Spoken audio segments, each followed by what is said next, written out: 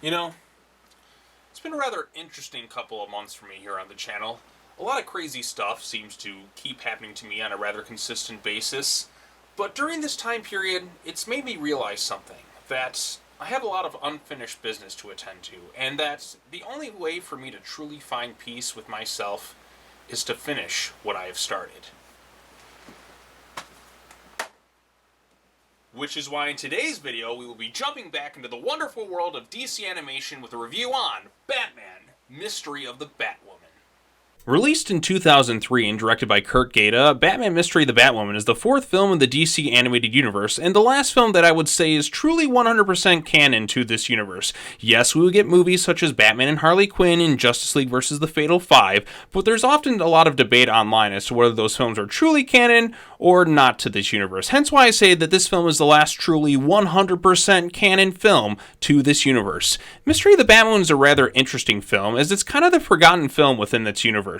It was released a few years after the new Batman adventures had ended. It doesn't quite reach the heights of such films as Batman: Mask of the Phantasm or Batman Beyond: Return of the Joker. It also doesn't quite get the push that a film like Batman and Mr. Freeze Sub-Zero had gotten upon its release. It's treated as just another movie and doesn't get brought up all that much when people discuss this universe. But just because it doesn't get talked about all that much, does that make it a bad film? Let's find out as we take a look at Batman: Mystery of the Batwoman. The story of this film is set after the events of the new Batman Adventures TV show, but before the flashback stuff we saw in Batman Beyond: Return of the Joker. As the movie begins, we see a new character within the DCAU known as Batwoman. Now, this isn't necessarily the same Batwoman that we see from the comics or that awful TV show that was on the CW. I need you to fix his suit. The suit is literal perfection. It will be. When it fits him. Shut up, bitch! This version of Batwoman boasts a much different design that kind of reminds me a bit of the Batman Beyond suit, with the way the mask covers her entire face and how emotive it is when she speaks. Part of me actually wonders if in-universe Bruce would take inspiration from her suit when designing the Batman Beyond suit in the future. In the film, this version of Batwoman is a lot more careless when it comes to regarding the safety of human lives. Now, she isn't shown to have directly killed anyone outright, but doesn't seem to care if anyone bad gets hurt. The majority of the film is centered around figuring out who she is, hence why the movie is titled Mystery of the Batwoman. In the film's opening scene, we see Batwoman sabotage some trucks transporting various dangerous weapons when Batman and Robin show up. Now, with this film being set in the DCAU, Kevin Conroy is back reprising his role as Batman, and he once again proves why he will always be the best Batman of all time. It sucks that he's no longer with us, but his work as the character will forever stand the test of time. He perfectly captures the dynamic between Bruce Wayne and Batman so well, and in this film he actually does have some pretty funny moments as both Bruce and as Batman. Tim Drake also appears in this movie, although Matthew Valencia, who voiced him in the show and in the flashback stuff for Batman Beyond: Return of the Joker, doesn't reprise his role. Instead, he's voiced by Eli Marienthal, who you may recognize as the voice of Hogarth in one of my all-time favorite animated movies, The Iron Giant. Note to self, I really need to review The Iron Giant at some point. So after the brief confrontation with Batwoman, word quickly spreads around the city of a new vigilante in town. It even manages to reach Barbara Gordon at college, who is upset that Bruce might be getting a partner who is someone older than her. Yeah, I'm gonna have to deduct some points in this movie for reminding me of that awful Bruce and Bab ship. She was dating his son in this universe, and Bruce has known her since she was a kid. This is very ewy to me. Thankfully, it doesn't reach the killing joke territory, and we do see that Bruce does have a funny way of brushing off her advances on the phone. Barb, we're going through the east tunnel now. Afraid signal's breaking up. Talk later. If only he did that in the Killing Joke movie. One day, movie, you will face my wrath. So we come to find out that Batwoman in this movie is specifically targeting Rupert Thorne and the Penguin, who are running a joint operation where they are selling illegal weapons. This movie also marks the last time that John Vernon would voice Rupert Thorne, a character that he has done voiceover work since the original Batman the Animated Series run. The same also goes for Bob Hastings, who voices Jim Gordon for the final time in this film. In terms of the Penguin, for whatever reason they decided to recast the voice actor, and I gotta admit, it comes across as a little bit distracting. Paul Williams had been voicing the character since the original animated series, all the way through the new Batman adventures, and not hearing his voice kind of takes me out of it. It's not enough to break the film for me, but having the original voice actor back would have been a lot better in my opinion. So with all these attacks on their facilities going on, the Penguin and Thorne hired a gangster by the name of Carlton Duquesne as a form of protection. Upon investigating him, Batman soon discovers that he has a daughter named Kathy, who becomes his prime suspect for being Batwoman, believing she wants revenge against her father over her mother's death. Not only that, but she also acts as his romantic interest throughout the film. In terms of her character design, I'm pretty certain that she had to have been modeled after Halle Berry. I mean, if you're gonna model her after someone, then you might as well model her after one of the most attractive women who's ever lived. Damn, you fine. Not only does she look like Halle Berry, but personality-wise, she kind of reminds me a little bit of Jinx from Die Another Day. In the film, the two of them actually have pretty good chemistry together, and it's kind of a shame that this is the only time we ever see them together in anything. I would have liked to have seen more of Kathy within the DCAU. I think part of what sells it too is that this might be the smoothest Kevin Conroy has ever been as Bruce Wayne. He really does come across as very James Bond-like in terms of how suave and charming he is in the film. He pulls off Bruce's playboy persona very well by balancing the humorous side, but also knows when to be subtle for the little moments. So aside from Kathy being Bruce's top suspect for being Batwoman, we also have two other new female characters that are introduced into this movie that he suspects to be Batwoman. The first is Dr. Roxanne Ballantyne, who works for Wayne Enterprises. Not only is she shown to be a computer genius, but she is also shown to be capable in a fight after she has a confrontation with Batman in her apartment. We also learn that her fiancé Kevin was framed by the Penguin for smuggling and was sent to prison for it. Then finally we have suspect number 3, aka Sonia Alcana, a detective working for the GCPD whose family business was burned down by Rupert Thorne, costing them everything. Seeing how these characters were just introduced into the movie, and considering the fact that Batwoman had not yet appeared within the DCAU, it's pretty obvious that one of these three has to be Batwoman. Could be any one of them, but which one? Which ones? However, in a twist that actually did surprise me the first time I watched this film many years ago, it turns out that there's not just one, not just two, but there's in fact 3 Batwomen! 3?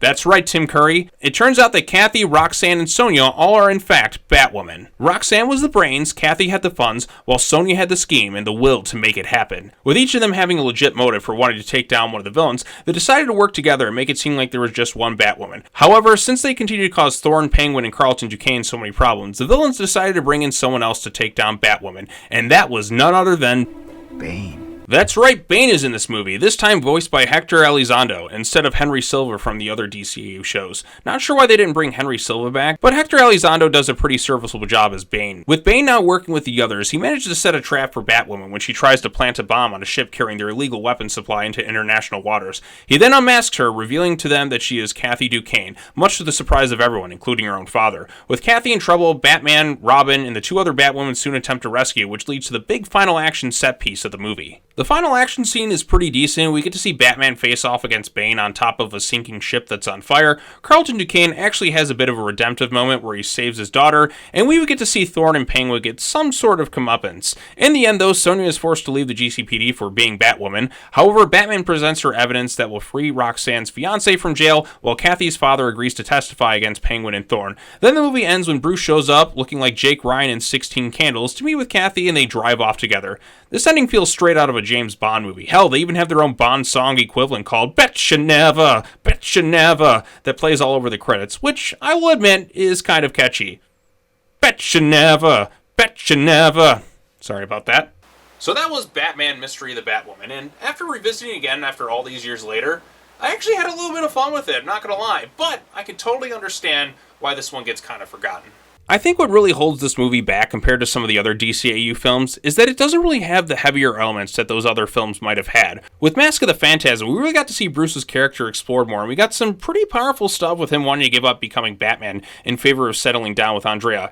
There's some really powerful imagery in that film, and I get chills when that score kicks in during key moments within the film. With Batman and Mr. Freeze Sub-Zero, we got the conclusion of the Nora storyline that had been built up within the show, and then of course in Batman Beyond Return of the Joker, it's the final confrontation with the Joker. The flashback stuff especially was a true emotional gut punch that still gets me every single time I watch it. It felt so much more personal, and also those films went a little bit darker with the material. With Batman Mystery of the Batwoman, it goes a bit more lighter with the tone compared to the other 3 DCAU films, whether that's with the conversations Bruce has with Alfred, or some slapstick that's involved. There's actually some legit really funny stuff in this film. In fact, my favorite scene in the entire movie is when Batman breaks into Kathy's place to do some investigating. One of the henchmen goes to check it out because he hears a noise. He opens the door and and he actually sees Batman is in there, and then just decides to close the door, acting like he never saw anything. It is legit really funny. This guy knows from experience how Batman kicked his ass before, and he isn't about to go through that shit again. Moments like this help the film stand out some more, but I can't say the same for everything else in this movie. The villains, for example, are kind of lackluster in this film.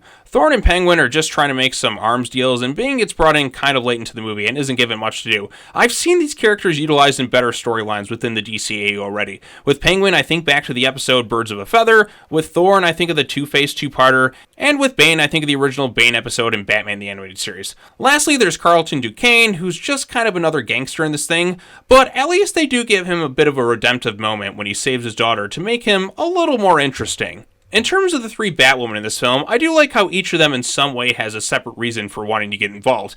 However, I will say that some of the characters stand out a little more than others. With Kathy, we do at least get to see a feel for her life outside of being Batwoman. We see how she is with Bruce and her father, and even if she wasn't Batwoman, she is still at least a little interesting as a character, and kind of a fun one too. With Roxanne, she has a bit of those Clark Kent vibes. She's intelligent, but she plays up the more awkward and clumsy side, which would make people less suspicious of her as Batwoman. We also see a bit of her with her fiancé and the toll it has taken on her, so we understand why she wants revenge and can get invested within her story. Out of the three Batwomen, I'd say that Sonya is the one who kind of leaves the least amount of impact, mostly because she's kind of given the least amount to do. We see that she works for the GCPD, and while she does have one scene with Batman where she tells him about how he saved her life years ago when Thorn had burned her family business to the ground, but aside from that though, we don't really spend as much time getting to know her. I think maybe a scene or two more with her could have definitely helped. When it comes to the other supporting characters like Tim, Alfred, Gordon, and Bullock, they're barely in the movie, and to be honest, I sometimes forget they're even in here, but it was nice to see them at least one last time together before the end of the DCAU.